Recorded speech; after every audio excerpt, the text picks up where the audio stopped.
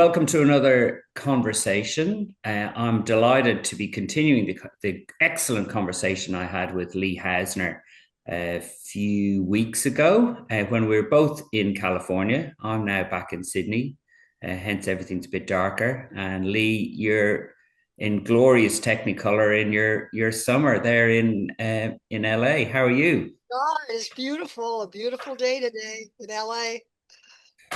I'm jealous. We're in the middle of our winter here, but to be honest, the Sydney winter is not too harsh, and it's a sunny day. It's quite pleasant.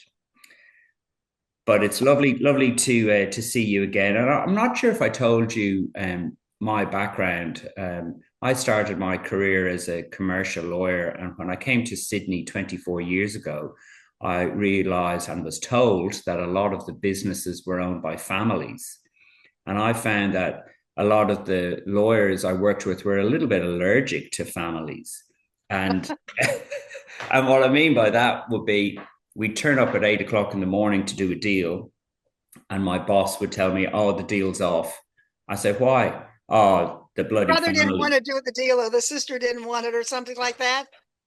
Exactly. And it probably wasn't for a commercial reason. It was because somebody always got their way and that had to stop or whatever. So they were kind of right. And you've of course cut to the chase very quickly. And I followed the herd kind of going, ooh, families, they're much rather deal with a third party commercial functional board of directors. But then I thought, well, if it's such a big part of society and business and the community and the economy, what is this family business about? So I kind of leaned back into it, and Jay Hughes, who we both know, told me to study family systems and so on, which all led me to you, which was fantastic. And what I realized is a lot of lawyers.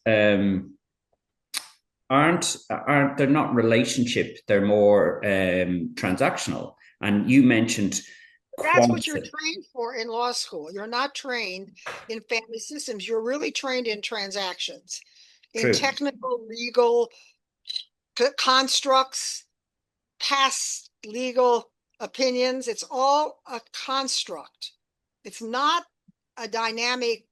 It's really it is quantitative, not qualitative. Most of the law, except family law. Family Yeah, law is definitely not quantitative.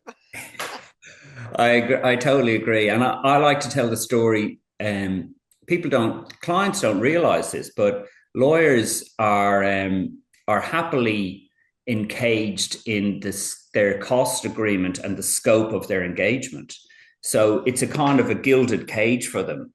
So so I tell the story that if a lawyer sees somebody who engaged him last year on the other side of the road with his hair on fire, he may not cross the road to help him for a few different reasons. One is he immediately goes, well, I'm risk averse. Maybe he's done it deliberately and he won't thank me for putting his hair out.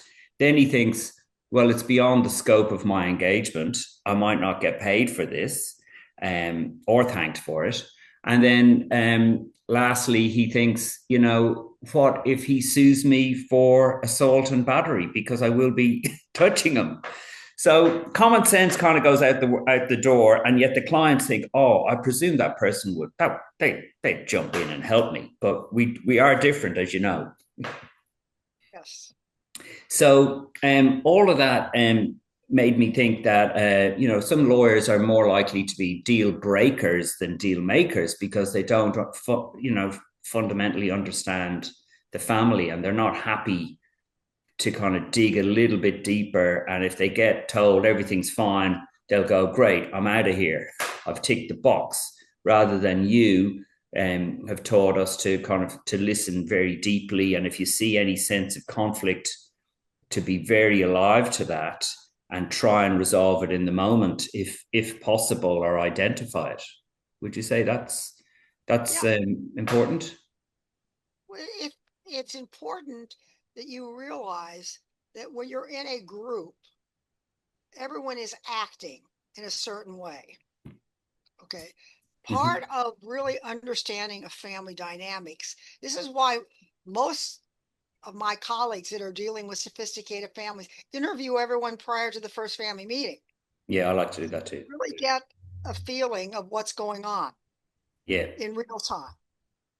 Because when two people, I remember years ago, a husband and a wife were in my office. It was a second marriage for him.